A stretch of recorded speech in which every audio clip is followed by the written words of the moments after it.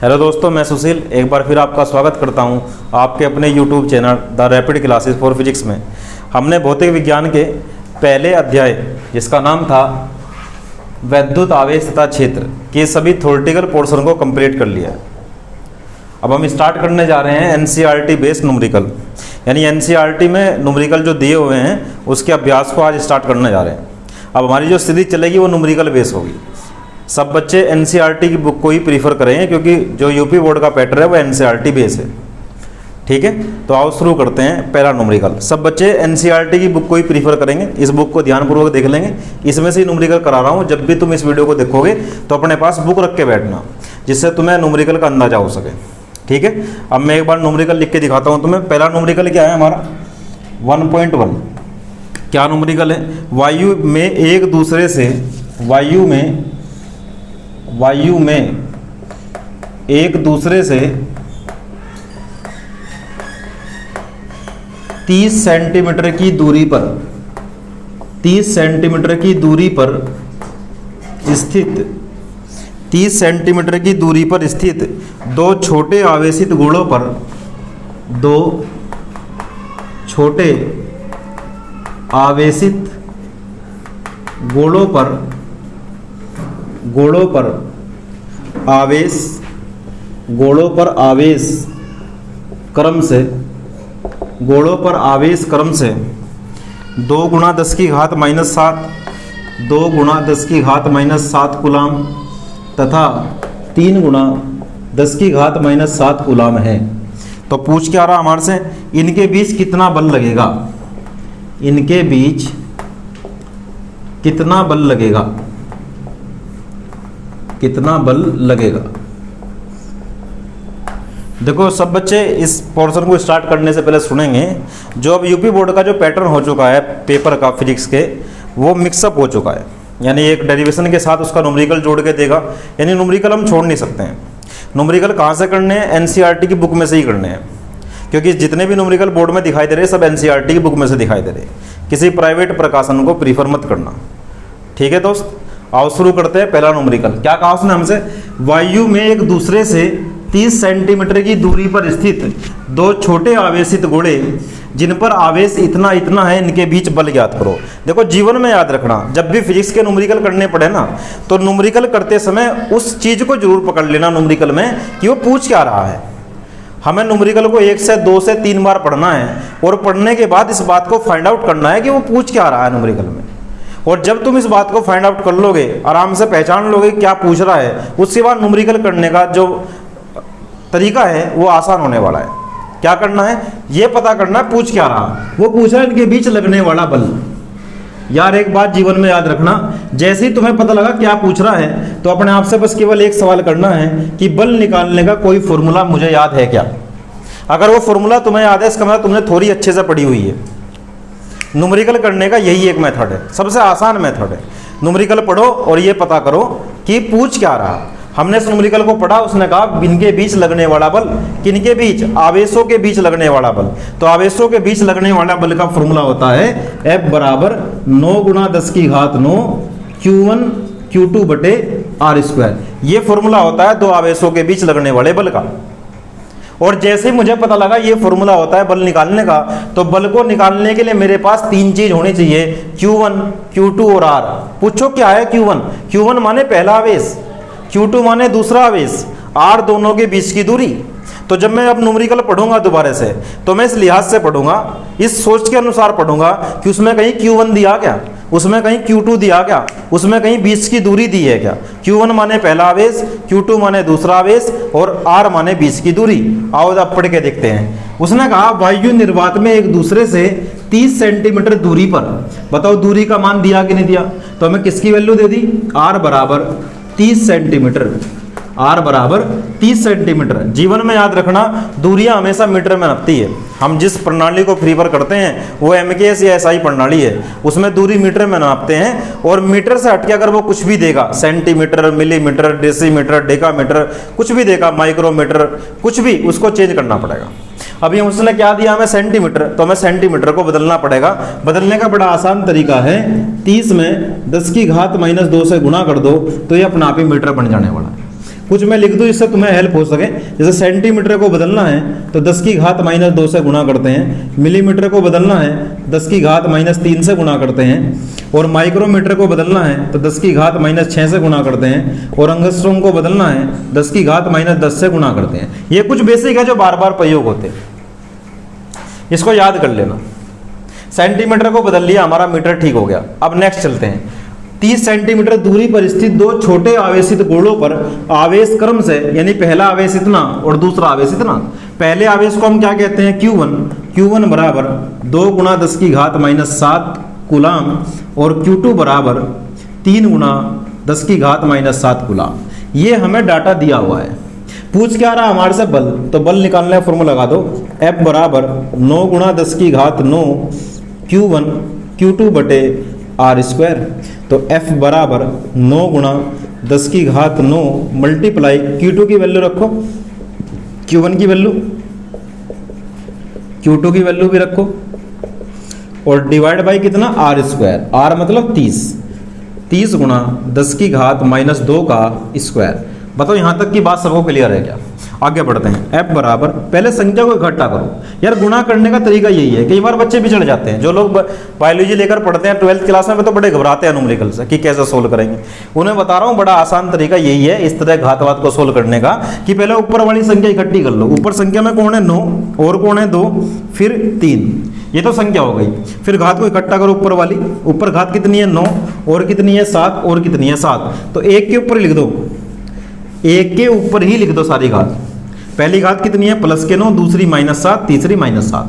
Divide में हो जाओ। डिवाइड में क्या है? वर्ग हो रखा है। वर्ग करने का तरीका मतलब पता क्या है? जैसे मैं 2 का वर्ग करता हूं उसका मतलब होता है 2 गुणा 2। अगर मैं 10 का वर्ग करता हूं तो उसका मतलब होता है 10 गुणा 10। यानी किसी की गुणा अगर उसी संख्या में कर देते हैं तो उसका वर्ग हो जाता है। तो यहाँ पे हम वर्ग करेंगे तो उसको हम 30 गुणा 30 लिख सकते हैं। बोल दो हाँ या ना? और घात का वर्ग हमेशा डबल होता है, 10 की घात -4। बताओ इतनी बात समझ में आ गई है? आगे बढ़ते हैं। अब आ जाओ ऊपर। F बराबर, ऊपर संख्या कितनी है? 9, और कितनी है? 2, और कितनी है? 3। अब घात को सोल्व करो। घात में देखो माइनस माइनस के जुड़ते हैं, समान चिन्ह जुड़ते हैं, उल्टे चिन्ह घटते हैं। तो समान कौन कौन है? -7 तो माइनस के 14, उसमें से 9 माइनस ये डिवाइड बाई, अब नीचे आ जाओ, 3 तिया 9, 900 गुणा 10 की घात -4। यहाँ तक की बात क्लियर सब बच्चों को? आगे बढ़ो। फिर 9, फिर 2, फिर अच्छा काट लो ना उसको 9 से, 100 बार कट गया। ऊपर कितना बचा? 2, 3। ऊपर की घात देखो, देखो ये 9 में से 14 जाना है तो कितना बचेगा?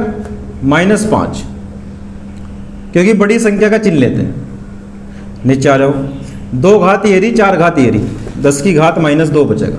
अगर कंप्लीट लिखो तो -4 में से +2 जुड़ जाएगा। ध्यान दो बच्चों, 100 का मतलब पता क्या होता है? 10 की घात 2। 10 की घात -4 पहले से ही है, 10 की घात -4 +2 लिख दिया। अब ऊपर चलो, 2 तिया 6, 10 की घात कितना? -5 डिवाइड बाई ये जाएगा तो कितना बचेगा? 10 की घात -2। तो 6 गुणा 10 की घात -5। अब की बात नीचे से ऊपर आती है ना पावर, तो उसका चिन्ह बदल जाता है। नीचे कैसी है? माइनस की, ऊपर आकर प्लस की। तो 6 गुणा 10 की घात -3 न्यूटन इतना बल काम करेगा। उन आवेशित गोलों के बीच इतना बल काम करेगा। ये था हमारा फर्स्ट न्यूमेरिकल। एक बार सब बच्चे इसका स्क्रीनशॉट ले लेंगे या नोट कर लेंगे। चलिए अब बात करते हैं दूसरे न्यूमेरिकल की। इसको रफ करते हैं।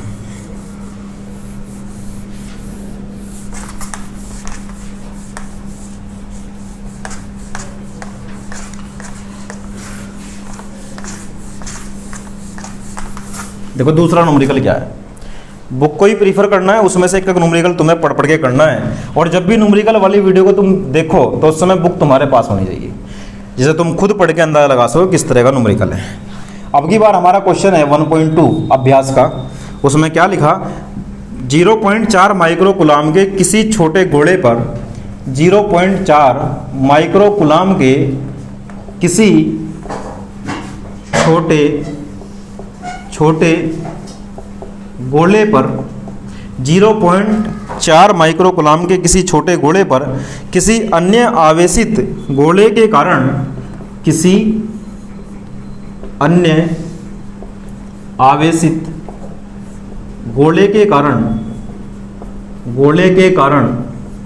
किसी अन्य आवेशित गोले के कारण वायु में 0.2 न्यूटन का बल लगता है।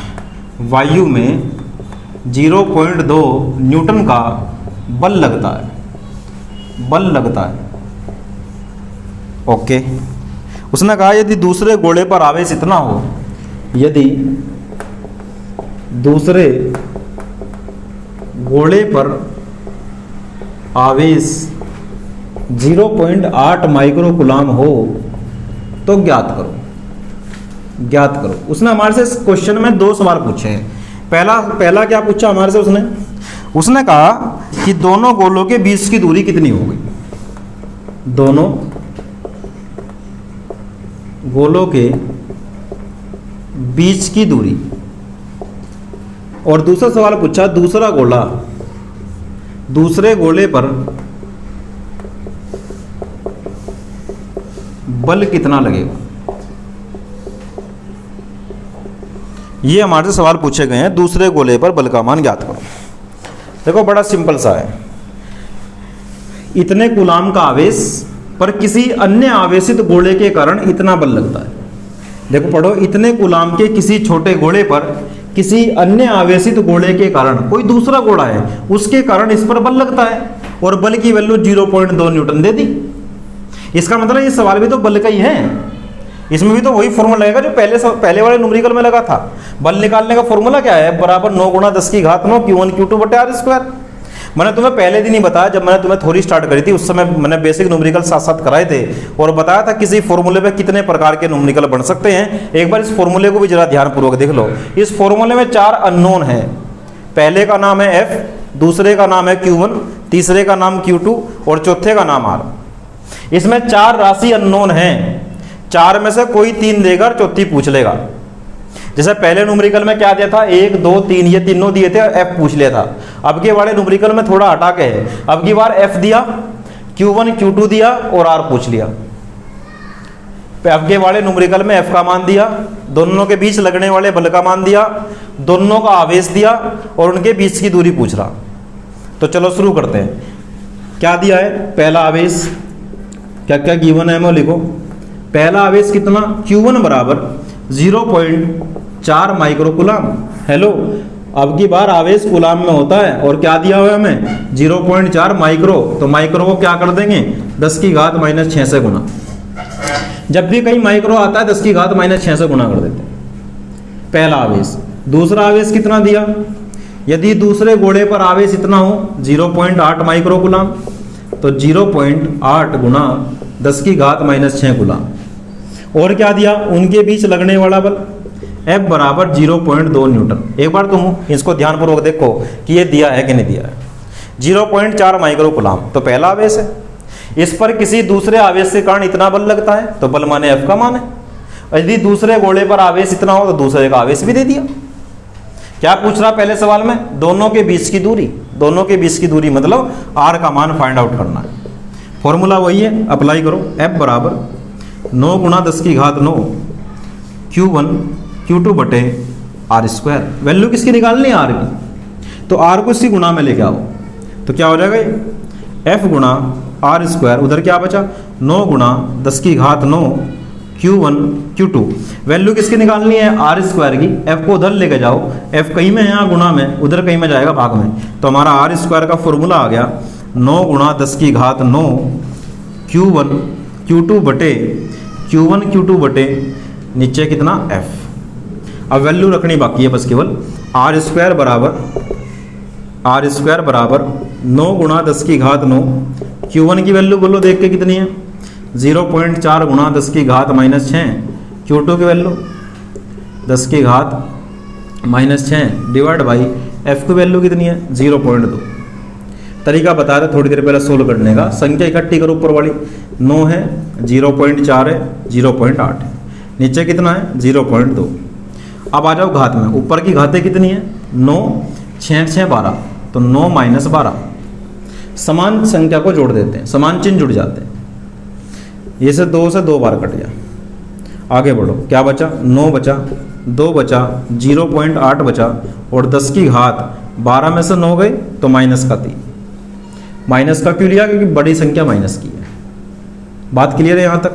इसका दशमलव हटा लो, यहाँ पे कितना आ गया 10। तो संख्या क्या बची 9, 8 दूनी 16 गुणा 10 की घात ऊपर कितनी है -3। जब ये नीचे वाली घात ऊपर जाएगी तो माइनस की 1 हो जाएगी। बात समझ में आ रही है।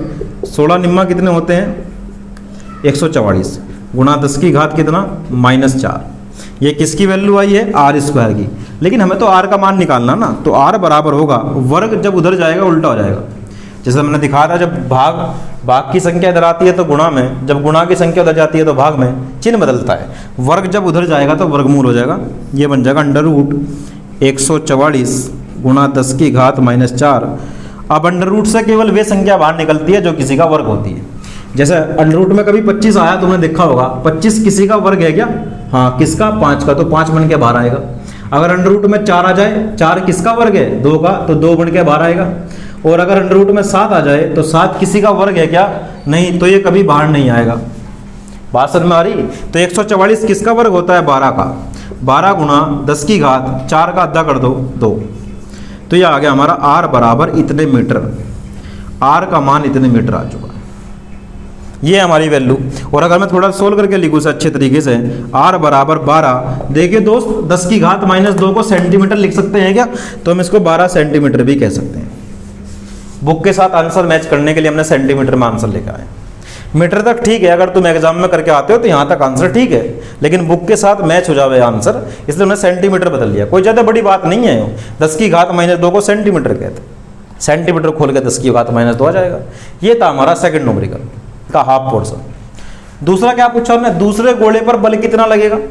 मैंने तुम्हें एक वीडियो में पढ़ाया हुआ है कूलाम के नियम का वेक्टर रूल, उसमें बिल्कुल साफ बताया था दो वस्तुओं के बीच लगने वाले बल के बारे में। एक वस्तु दूसरी पर जितना लगाती है, दूसरी वस्तु भी पहली पर उतना ही विपरीत दिशा में लगाती है। यानी न्यूटन के तीसरे नियम का पालन करता है कूलाम का नियम। बात समझ में आ रही? क्या कहा हमने? मान लो हमारे पास ये दो वस्तु हैं Q1 और Q2, ये दोनों के बीच बल लग रहा है, तो Q1 ने Q2 पर जितना लगाया, Q2 भी Q1 पर उतना ही बल लगाएगा। अंतर क्या होगा? अंतर केवल दिशा का होगा। अगर Q1 ने Q2 पर उधर को बल लगाया तो Q2 Q1 पर इधर को बल लगाएगा। तो कोई पूछने लगे दूसरे गोले पर कितना बल लगेगा? दूसरे गोले पर उतना ही बल लगेगा जितना पहले गोले पर लगा। बात समझ में आ गई? ये हमारा दूसरा न्यूमेरिकल था। इसको भी तुम स्क्रीनशॉट लेके नोट कर सकते हो।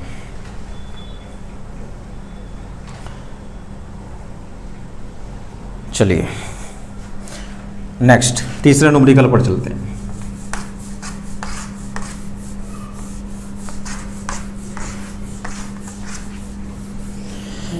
न्यूमेरिकल को बिल्कुल भी छोड़ना नहीं है बच्चों।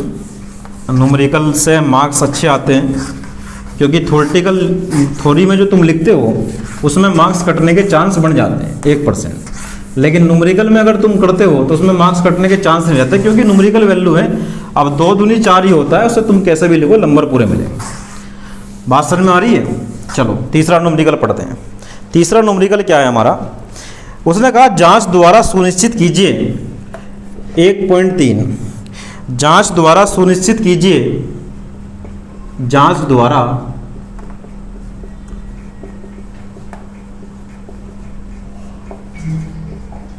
सुनिश्चित कीजिए, क्या कीजिए कि ke²/g/mE/mp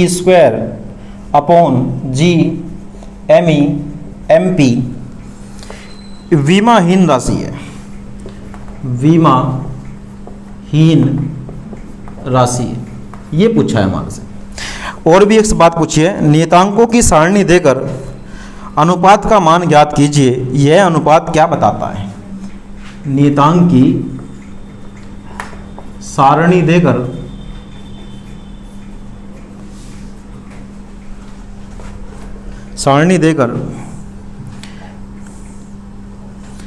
यह अनुपात ज्ञात कीजिए,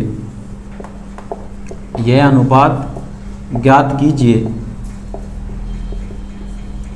और बताइए कि यह अनुपात क्या बताता है। देखो यह है न्यूमेरिकल, बड़ा आसान न्यूमेरिकल है, थोड़ा बेसिक है इसमें।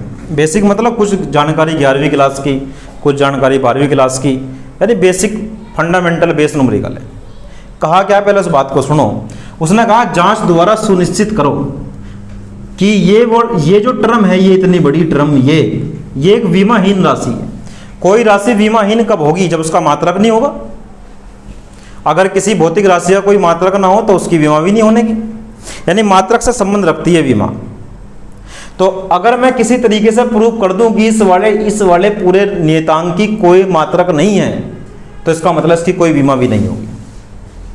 लेकिन इस नियतांक में बहुत सारे नियतांक प्रयोग हो रहे हैं, जैसे के क्या है पता नहीं, ई क्या है ये भी नहीं पता, जी क्या है पता होगा तुम्हें, 11वीं क्लास में पढ़ा तुमने, गुरुत्व आकर्षण नियतांक, एमपी एमई क्या है ये पता नहीं हमें। तो सबसे पहला हमारा प्रोसेस है कि इनको जानना है कि ये है क्या। तो हमें दिया क्या है, पहले उसको लिखो। इसमें दिया है हमें, जो दे के रखा न्यूमेरिकल में, वो है K E square divide by capital G M E M P. एक बार मैं तुम्हें बता दूं कि कौन कौन क्या क्या है। जहां के बराबर है, तुमने कूलाम का नियम जब पढ़ा था तो ये तो मैंने वैल्यू वाइज लिखा, तुमने ऐसा पढ़ा होगा एफ बराबर 1/4 pi epsilon 0 1/4 pi epsilon 0 Q1 Q2 बटे आर स्क्वायर, ये पढ़ा होगा तुमने। और इसको मान लेते हैं के, इस पूरे का नाम है के। तो F बराबर क्या हो जाएगा, के Q1 Q2 बटे आर स्क्वायर। तो यार दोस्त ये है के क्या है, के ये है, और इसकी वैल्यू कितनी होती है 9 गुणा 10 की घात 9। तो के क्या है भाई, के है 9 गुणा 10 की घात 9, जो कि कूलाम के नियम में नियतांक प्रयोग होता है ना, उसको के मान लेते हैं। 1/4 पाई एप्सिलॉन 0 नियतांक है, इस पूरे को एक के मान लिया। इसका मात्रा निकाल लो तो इसकी गुणा में कर दो, तो ये रहेगा हमारा newton meter square divide by coulomb square. दोस्त यहां से देखो, एफ की गुणा में आर आएगा तो क्या हो जाएगा, एफ गुणा आर स्क्वायर। उधर क्या बचा, के Q1 Q2।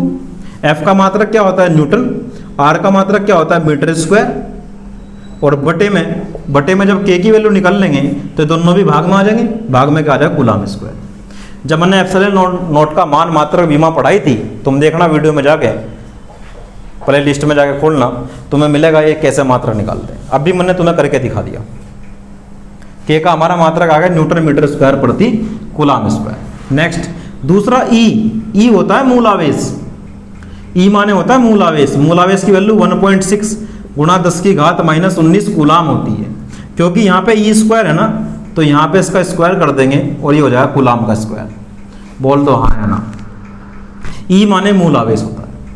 मूल आवेश की वैल्यू 1.6 गुणा 10 की घात -19 कूलाम होती है। फॉर्मूले में क्या दिया है हमें, ई स्क्वायर, तो इसका दोनों तरफ स्क्वायर कर दो, तो इस पूरे का भी स्क्वायर और कूलाम का भी स्क्वायर। नेक्स्ट जी का पता है तुम्हें गुरुत्व आकर्षण नियतांक। गुरुत्व आकर्षण नियतांक की वैल्यू होती है 6.67 गुणा 10 की घात -11। तुमने फॉर्मूला पढ़ा होगा छोटी क्लासों में यार, एफ निकालने का। एफ बराबर होता है जी m1 m2 बटे आर स्क्वायर। एफ बराबर क्या होता है, जी m1 m2 बटे आर स्क्वायर। कोई दिक्कत यहाँ तक, एफ बराबर जी m1 m2 बटे आर स्क्वायर। तो जी का मात्रा निकाल लो, एफ की में गुणा हो रही क्या हो जाएगा, newton meter square divide by, दोनों द्रव्यमान भाग में होंगे तो द्रव्यमान का मात्रा क्या होता है किलोग्राम, तो किलोग्राम का स्क्वायर। बात क्लियर है यहाँ तक सबको। के पता लग गया, ई पता लग गया, जी पता लग गया। अब बात आती है एम ई और एम पी की। एम माने मास, ई माने इलेक्ट्रॉन। इलेक्ट्रॉन का मास, इलेक्ट्रॉन का द्रव्यमान। एम ई माने क्या होता है, इलेक्ट्रॉन का द्रव्यमान। इलेक्ट्रॉन का द्रव्यमान लिखता हूँ हिंदी में, इलेक्ट्रॉन का द्रव्यमान। उसकी वैल्यू बताई थी मैंने तुम्हें 9.1 फर्स्ट वीडियो में बताई थी, 9.1 गुणा 10 की घात -31 किलोग्राम। और इसकी विमा प्रोटॉन की जो द्रव्यमान होता है उसकी वैल्यू होती है 1.66 गुणा 10 की घात -27 किलोग्राम। ये है वे टर्म जिसके बारे में बात चल रही थी। अब इस सब वैल्यू को यहाँ पुट कर देंगे। अगर सारे मात्रक कट गए तो मात्रक नहीं बचेगा, और अगर मात्रक नहीं बचेगा तो फिर ये पूरी क्वांटिटी क्या हो जाएगी, विमाहीन हो जाएगी। तो आओ शुरू करते हैं। बराबर K E square upon G M E M P. देखो जरा, के की वैल्यू रखो, के का मान रखो, न्यूटन मीटर, सॉरी इसका केवल मात्रक रखना है, विमाहीन सिद्ध करना है ना पहले केस में। न्यूटन मीटर स्क्वायर प्रति कूलाम स्क्वायर मल्टीप्लाई ई का मात्रक कितना है कूलाम स्क्वायर डिवाइड बाई जी का मात्रक कितना है न्यूटन मीटर स्क्वायर बटे में किलोग्राम का स्क्वायर। बात समझ रहे हो। नेक्स्ट एम माने द्रव्यमान किलोग्राम, दूसरा भी एम, इसका भी किलोग्राम। यार रखना सीख लो, केवल मात्रक रखना है क्योंकि वी मा इन सिद्ध करना है ना। तो के का मात्रक तो ये हुआ ना, देखो के का मात्रक तो केवल ये हुआ ना, ई का मात्रक ये हुआ, जी का मात्रक ये हुआ, इनके मात्रक तो किलोग्राम होते ही है। तो मात्रक रखा, केवल मात्रक से मात्रक कैंसिल, किलोग्राम से दोनों किलोग्राम कैंसिल, इससे ये कैंसिल, तो क्या बचा एक। तो यानी इसका मात्रक कितना आया, इस राशि का मात्रक कितना आया, इस राशि का मात्रक आया एक। तो इसका K E square upon G M E M P बराबर की वीमा बराबर M zero L zero T zero A zero, अर्थात इसको कहते हैं विमाहीन। क्या कहते हैं, विमाहीन। इसकी कोई विमा नहीं, यानी जिस भौतिक राशि का मात्रक नहीं होता तो उसकी विमा भी नहीं होती। ये था हमारा तीसरा न्यूमेरिकल, एक बार नोट कर लो इसे।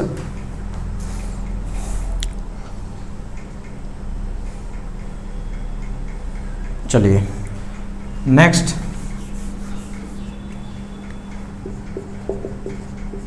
उन्होंने हमारे से क्या पूछा है, उसने कहा इस अनुपात को भी ज्ञात करो। अनुपात मतलब इसकी वैल्यू को भी ज्ञात करना है, वैल्यू कितनी आएगी, इस अनुपात की वैल्यू कितनी आएगी वो भी हमें ज्ञात करना है।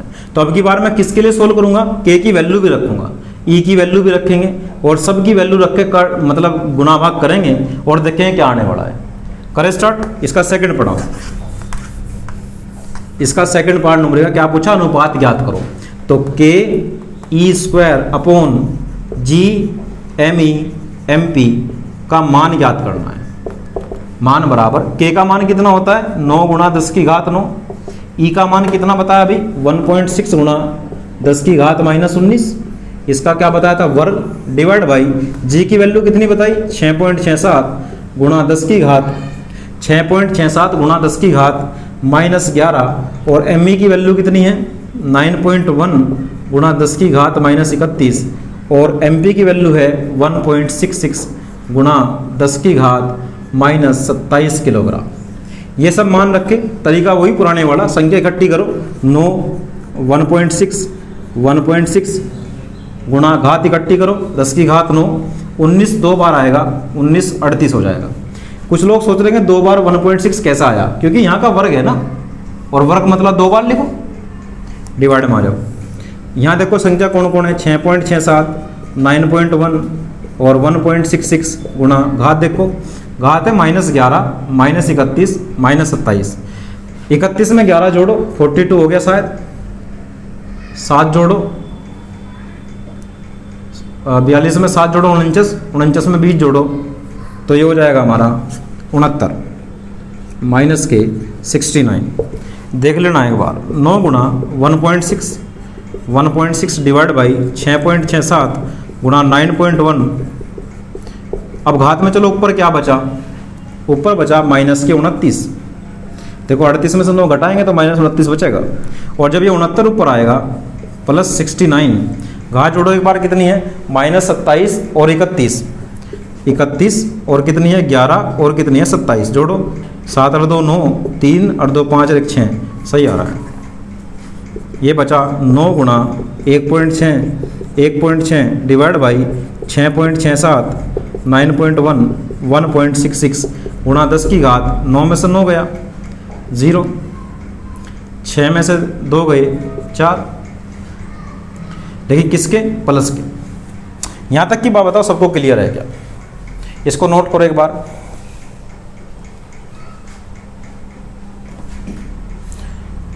अब देखो इसको सोल्व करना है, जो हमारे पॉइंट वगैरह इनको सोल्व करना है। देखो यहाँ पे कितने अंकों बाद, 2 अंक बाद, यहाँ 1 अंक बाद, ऊपर कितने हैं 2 अंक बाद, नीचे तो 3 अंक है ऊपर 2 अंक है, तो 1 अंक बढ़ा लो, ये दशमलव सब हट गए।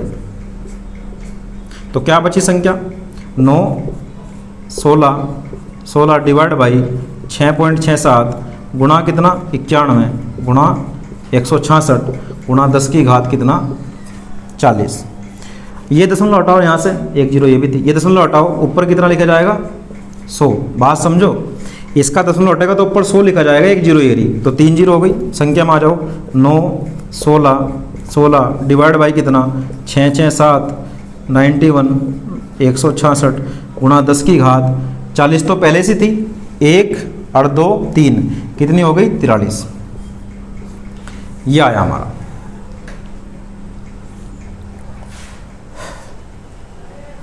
एक बार इसको ध्यानपूर्वक देख लो कैसे दशमलव हटाया है। ऊपर कितने अंक थे, पहले 2, एक अंक बढ़ा लिया 3 हो गए, नीचे भी 3, 3 से 3 अंक के दशमलव हट गए। इसका भी बचा हुआ था, इसका जब हटाया तो 2 अंकों बाद दशमलव है ना, तो ऊपर 100 की गुणा होगी, 100 की गुणा यार 10 ये तो 43 होगी घात। पहले कितनी 40, अब कितनी होगी 43। बात क्लियर है सब बच्चों को? ये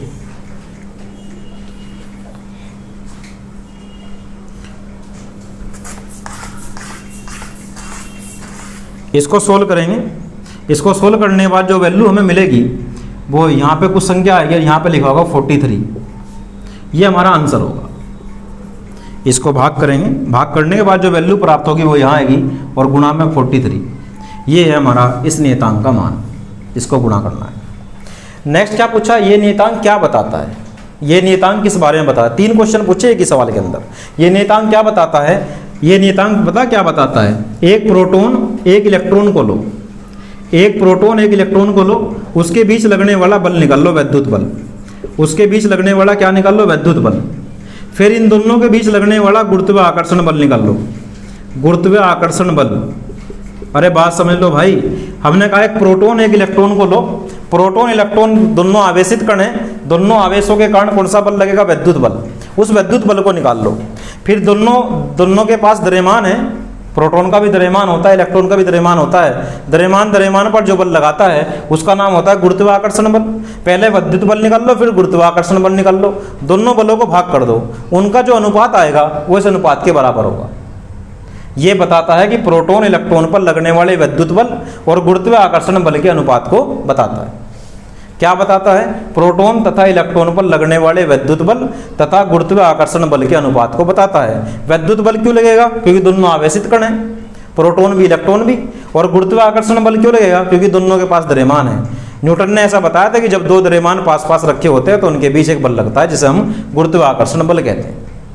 गुरुत्वाकर्षण बल निकालने का फॉर्मूला ये है और विद्युत बल निकालने का फॉर्मूला ये है। हमें निकालना नहीं है, बस जस्ट लिखना है। क्या लिखना है कि प्रोटॉन इलेक्ट्रॉन के बीच लगने वाले विद्युत बल तथा गुरुत्वाकर्षण बल के अनुपात को बताता है ये नियतांक, क्योंकि जो वैल्यू इस नियतांक की आई है वही वैल्यू इन दोनों के अनुपात की भी आएगी।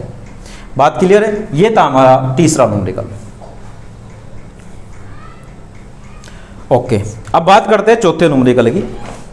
जो हमारा फोर्थ न्यूमेरिकल है वो कैसा है। फोर्थ न्यूमेरिकल में उसने कहा कि किसी वस्तु का विद्युत आवेश क्वांटीकृत है, यानी आवेश के क्वांटीकरण को समझाना है। तुम पहली या दूसरी वीडियो में देखोगे, मैंने वहाँ बताया हुआ है आवेश का क्वांटीकरण। प्लेलिस्ट में जाके इस चैप्टर को देखना, और दूसरी या तीसरी वीडियो में तुम्हें मिलेगा आवेश से संबंधित कुछ महत्वपूर्ण बातें, उसमें पढ़ाया हुआ आवेश का क्वांटीकरण। ये क्वेश्चन तुम्हें थोड़ी में मिल जाएगा। और 5वां क्वेश्चन है, जब कांच की छड़ को रेशम से रगड़ते हैं, ये पूछ रहा है आवेश संरक्षण का सिद्धांत। तुम दूसरी वीडियो में देखना, मैंने बताया घर्षण विद्युत का कारण, और तीसरी वीडियो में बताया हुआ है कि आवेश संरक्षण किसे कहते हैं। दूसरी और तीसरी वीडियो में तुम्हें क्वेश्चन नंबर 5 का जवाब भी मिलेगा। यानी दोनों थ्योरेटिकल क्वेश्चन है जो कि मैं थ्योरी पढ़ाते समय तुम्हें करवा चुका। आज की हमने इस लेक्चर में 5 क्वेश्चन कंप्लीट किए हैं अपने अभ्यास से। कितने? 5। 3 तो न्यूमेरिकल थे जो मैंने तुम्हें बोर्ड पर कराए हैं, और 2 थ्योरेटिकल क्वेश्चन हैं जो कि मैंने तुम्हें थ्योरी पढ़ाते समय करवा चुका दूसरी और तीसरी वीडियो में। अगर किसी भाई को वहाँ पर डाउट नजर आता है तो वो कमेंट कर सकता है उन वीडियो के नीचे कि सर हमें दोबारा से एक्सप्लेन करो, तो मैं न्यूमेरिकल कराते समय तुम्हें इसे दोबारा से एक्सप्लेन कर दूँगा। आज की वीडियो में इतना ही काफ़ी है। नेक्स्ट वीडियो में हम बात करेंगे नेक्स्ट 5 क्वेश्चन होगी। मिलते हैं नेक्स्ट वीडियो में। Thanks for watching.